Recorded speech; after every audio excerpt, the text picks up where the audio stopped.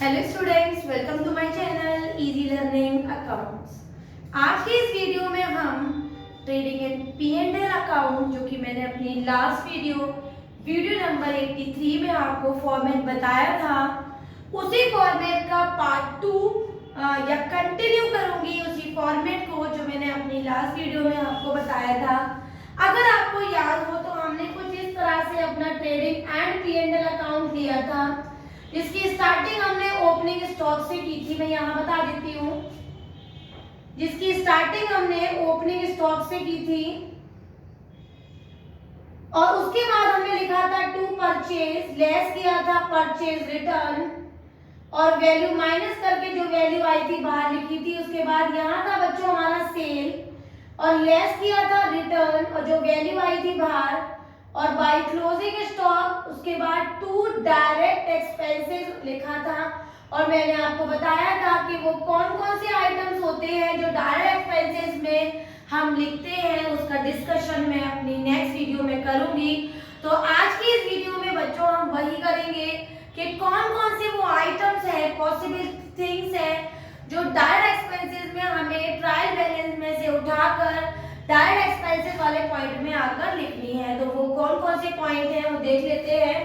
पहला है हमारा वेजेस, दूसरा है वेजेस एंड सैलरी। याद रखना, अगर सैलरी एंड वेजेस है तो वो जाएगा हमारा इनडायरेक्ट में, और डायरेक्ट में क्या जाएगा, वेजेस एंड सैलरी, राइट, या फिर केवल वेजेस। कैरेज इनवर्ड हो, फ्राइड इनवर्ड हो, या केवल कैरेज हो, केवल कैरेज भी या केवल फ्राइड भी अगर अकेला है तो डायरेक्ट एक्सपेंसेस में वो जाएगा। याद रखिएगा, ये गलती मत करिएगा। रॉयल्टी है, कैरेज और परचेज या फिर कैरेज इनवर्ड, ये सब एक ही घूमे हुए वर्ड से मैंने लेकिन अलग से लिख दिया है। Factory expenses, dock charges, fuel and power, तो ये सारी चीजें पॉसिबल चीजें हैं जो हमारे डायरेक्ट एक्सपेंसेस में लिखी जाएंगी और इनडायरेक्ट में कभी नहीं आएंगी, राइट। तो इनमें से जो भी वर्ड्स होगा वो हम यहाँ पर ढूंढेंगे, उनकी वैल्यूज लिखेंगे, ऐड करके बाहर लिखेंगे, और जैसे मैंने आपको लास्ट वीडियो में बताया था इसकी बैलेंसिंग करेंगे। और अगर डेबिट की बैलेंसिंग ज्यादा और क्रेडिट की बैलेंसिंग कम है तो बैलेंसिंग ग्रॉस लॉस से बताई थी, और अगर क्रेडिट की बैलेंसिंग ज्यादा और डेबिट की कम तो बैलेंसिंग ग्रॉस प्रॉफिट से मैंने आपको प्रीवियस वीडियो में बताया था। उसके बाद बच्चों मैंने आपसे कहा था कि P&L अकाउंट वही कंटिन्यू हो जाएगा, और अगर हमारा ग्रॉस प्रॉफिट है तो इसको ब्रॉट डाउन करेंगे, ग्रॉस प्रॉफिट ब्रॉट डाउन। और यहाँ एक हेडिंग पढ़ी थी हमने इनकम्स एंड गेन्स, और यहाँ हेडिंग थी इनडायरेक्ट एक्सपेंसेस। अब लास्ट वीडियो में मैंने आपसे डिस्कशन केवल इतना किया था कि जो जो इनडायरेक्ट एक्सपेंसेस के आइटम है उनकी वैल्यू और उनका नाम लिखकर ऐड करके डेबिट में दिखाएंगे, और इनकम्स एंड गेन्स में आने वाली चीजों को उठाएंगे और सीधे सीधे हम क्रेडिट साइड P&L अकाउंट में पहुंचाएंगे और लास्ट में इसकी बैलेंसिंग करेंगे।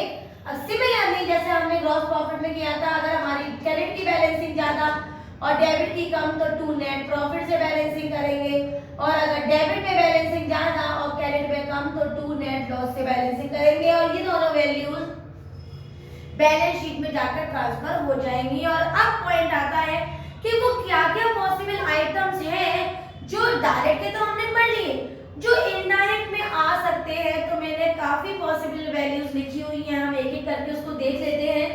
तो पहला है हमारा सैलरी, सैलरी एंड वेजेस भी बच्चों आ सकता है।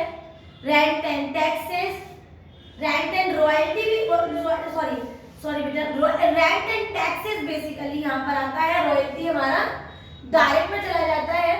प्रिंटिंग एंड स्टेशनरी, पोस्टेज भी बोल सकते हैं, टेलीग्राम भी बोल सकते हैं, telephone expenses, travelling expenses, repair and renewal, conveyance या फिर कैरेज आउटवर्ड, और office and administrative expenses, general expenses, conveyance charges, courier expenses, loss by fire या फिर loss by theft, commission, commission के बगल में या तो डेबिट लिखा होगा या कमीशन पेड लिखा होगा, या बच्चों केवल कमीशन ही अकेला इकलौता होगा तो उसको हम इनडायरेक्ट में जाकर लिख देंगे। Advertisement, carriage outward, freight outward, interest, discount,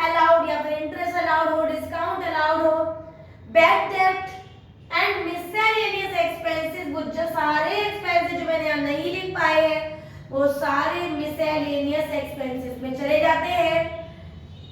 तीसरा आइटम जो हमें आज अच्छे से प्रिपेयर करना है वो कौन कौन से आइटम्स हैं जो हमारे इनकम्स एंड गेन्स में आते हैं। तो वो है बेटा पहला rent received, dividend received, discount received, commission received, interest received. कोई भी वैल्यू हो जिसके संग हमारा रिसीव्ड वर्ड लिख के आ रहा है। एक बात और मेरी बात याद रखना, रिसीव्ड नहीं लिखकर आ रहा है लेकिन ब्रैकेट में क्रेडिट लिखकर आ रहा है तो वो भी रिसीव्ड होता है according to the nominal rule. Apprenticeship premium हमेशा हमारे इनकम्स एंड गेन्स में लिखा होगा।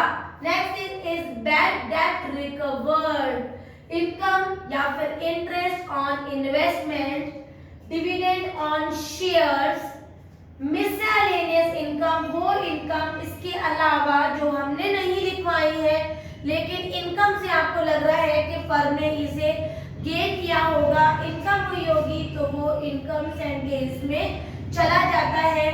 बस एक हिंट मैं आपको बता देती हूँ, अच्छे से अपने दिमाग में डायरेक्ट एक्सपेंसेस के आइटम्स को फिल कर लीजिए, समझ लीजिए। उसके बाद बच्चों जो भी एक्सपेंसेस बच जाते हैं वो सारे के सारे हमारे इनडायरेक्ट एक्सपेंसेस में आएंगे, क्योंकि जब मैं आपके बराबर थी तो मैंने अपने आप को सिर्फ डायरेक्ट एक्सपेंसेस को अच्छे से आइडेंटिफाई कर लिया था। उसके अलावा मैं जितने भी और एक्सपेंसेस आते थे ना मैं उसको इनडायरेक्ट में लिख देती थी। एक चीज और मैं आपको बताऊं, the question more you practice the more comfortable you will find to prepare the final accounts. तो हमने आज क्या किया, हमने अपनी प्रीवियस वीडियो को ही थोड़ा सा आगे बढ़ाया था और ट्रेडिंग एंड P&L अकाउंट के अंदर आने वाले वो तीन items direct expenses, indirect expenses और इनकम्स एंड गेन्स में कौन कौन से पॉसिबल आइटम्स हैं हमने उसको देखा और समझा। तो यहाँ पर हमारा फिनिश हुआ a complete format of trading and P&L account. Next video में हम पढ़ेंगे what is the format of balance sheet and what are the different methods to prepare the balance sheet and what are the items which comes under the balance sheet। वो हम अपनी last video में अगले video में पढ़ेंगे और complete कर लेंगे फाइनल अकाउंट्स और फिर उससे बेस हम न्यूमेरिकल्स करेंगे।